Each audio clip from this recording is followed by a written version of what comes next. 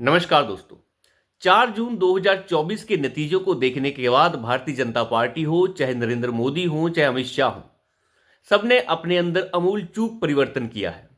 उन्हें यह समझ आ गया कि सबका साथ, सबका विकास तो चल सकता है, लेकिन सबका विश्वास नहीं चल सकता। अगर आप सबका विश्वास जीतने निकलेंगे, तो जो लोग आपके ऊपर विश्वास करते हैं, जो आपको वोट देते हैं, आप उनका विश्वास भी खो देंगे।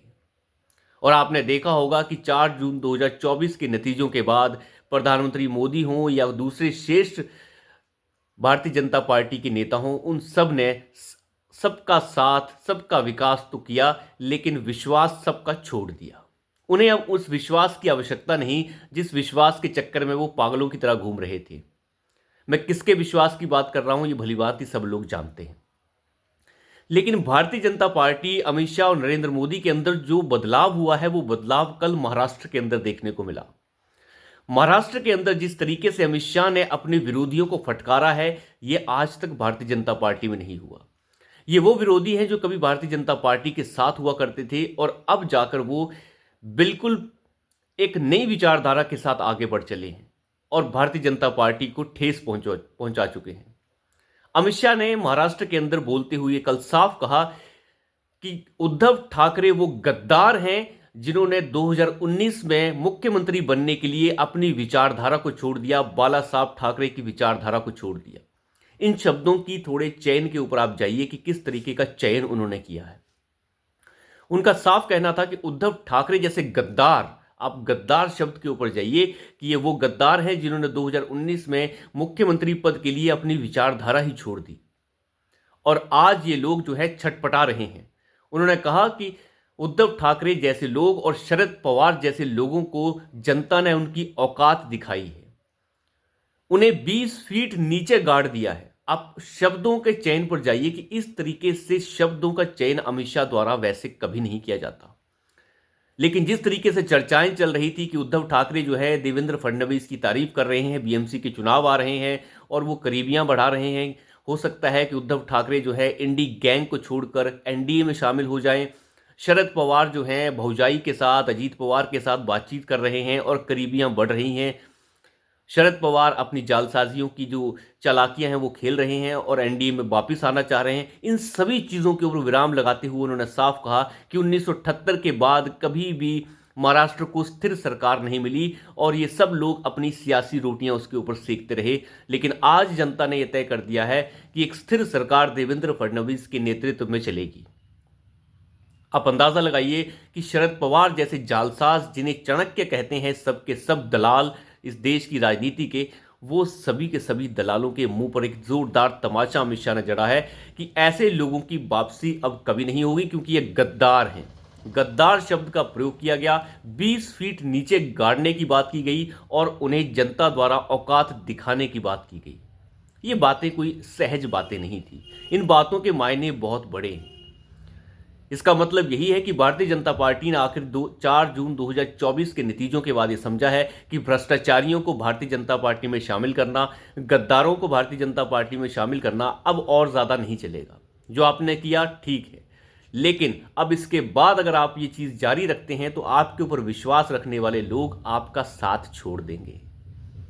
और हरियाणा के चुनाव हों चाहे महाराष्ट्र के चुनाव हों, दोनों चुनावों ने यह साबित किया कि अगर आपने सबका विश्वास छोड़ दिया तो जनता आपके साथ आ गई। आपने हिंदुत्व का साथ दिया तो जनता आपके साथ आ गई, क्योंकि भारत का भविष्य हिंदुत्व के साथ ही हो सकता है। मुसलमानों के तो 57 बाप हैं इस दुनिया के अंदर और 57 बाप में से अगर 5 बाप आप निकाल दें, जिसमें सऊदी, कुवैत और 2-4 और निकाल दें जो तेल के बलबूते पर नाचते हैं, तो बाकी सब जितने भी बाप हैं वो सब भिखारी, भिखमंगे और डकैत हैं।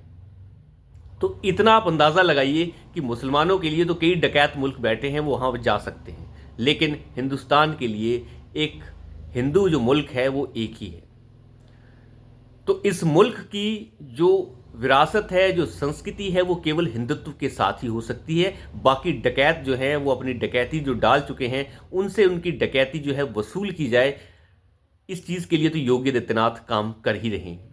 लेकिन इस देश की जनता ने जिस तरीके से विश्वास किया भाजपा के ऊपर कि आप संस्कृति को दोबारा से रिस्टोर कीजिए, उस संस्कृति को रिस्टोर करने के लिए अगर भाजपा आगे नहीं बढ़ेगी और सबका विश्वास जीतने निकलेगी और भ्रष्टाचारियों को अपने अंदर शामिल करके राजनीतिक फायदा लेने की कोशिश करेगी, तो ऐसे राजनीतिक फायदे को तो आप छूना भी पसंद मत कीजिए। अटल बिहारी वाजपेयी की वो बात याद कीजिए जब उन्होंने ये कहा था कि मैं फरेब और धोखाधड़ी और पैसे से खरीदी हुई सरकार को तो छूना भी पसंद नहीं करूंगा। तो ऐसी चीज जो है वो भारतीय जनता पार्टी को अपने सिद्धांतों के अंदर बरकरार रखनी होगी। अगर आप आज उद्धव ठाकरे को गद्दार बता रहे हैं तो ये उन सभी सवालों के ऊपर जो है पूर्ण विराम लगा देता है कि वो इस पार्टी में दोबारा शामिल हो सकते हैं, यानी एनडीए में शामिल हो सकते हैं। शरद पवार जैसे चोरूचक्के और दलाल जितने भी, क्योंकि आप सहज रूप पे अगर बात करें तो शरद पवार का एक शब्द में अगर कोई आप जवाब देना चाहें कि शरद पवार कौन है, तो वो एक राजनीतिक दलाल है, वो एक राजनीतिक बनिया है और इसके सिवाय कुछ नहीं। ऐसे व्यक्ति को अगर आप दरकिनार कर रहे हैं तो ये एक भाजपा के अंदर एक अमूल चूक परिवर्तन है, और इस परिवर्तन को लेकर अगर भाजपा आगे चलती है तो ये उसके लिए बड़ा फायदेमंद हो सकता है। देखिए, गलतियां किसी से भी हो सकती हैं, कोई ऐसा नहीं होता कि उससे गलतियां ना हो। गलतियां अलग बात है, लेकिन जानबूझकर की जाने वाली गलतियां गलतियां नहीं होती, और जनता इसे अच्छे से देखती है। जनता ने जिस तरीके से 230 सीटें जो है महाराष्ट्र के अंदर एनडीए के गठबंधन को दी, ये कोई छोटी मोटी बात नहीं थी। लेकिन इन इतने बड़े समर्थन को अगर आप अच्छे से नहीं रख पाते हैं और गलत लोगों का साथ दोबारा से ले लेते हैं तो जनता उसे रिजेक्ट करती है। 2019 के अंदर भी जब उद्धव ठाकरे के साथ भारतीय जनता पार्टी ने बहुमत पाया था तो वो बहुमत जो है वो एनडीए को मिला था, उद्धव ठाकरे को नहीं मिला था। लेकिन उद्धव ठाकरे ने उस बहुमत का आदर ना करते हुए जिस तरीके से मुख्यमंत्री बनने के लिए शरद पवार और कांग्रेस का साथ ले लिया, जनता ने उसे एक्सेप्ट नहीं किया। लेकिन भारतीय जनता पार्टी और अमित शाह द्वारा इस तरीके के कठोर बयान ये बताते हैं कि भारतीय जनता पार्टी अब बदल रही है। अब वो पार्टी वैसी पार्टी नहीं है जैसे पहले थी। भले ही सीटें 240 हों, लेकिन ये 240 सीटों के आगे भारत की कोई भी बड़ी पार्टी नहीं टिक सकती।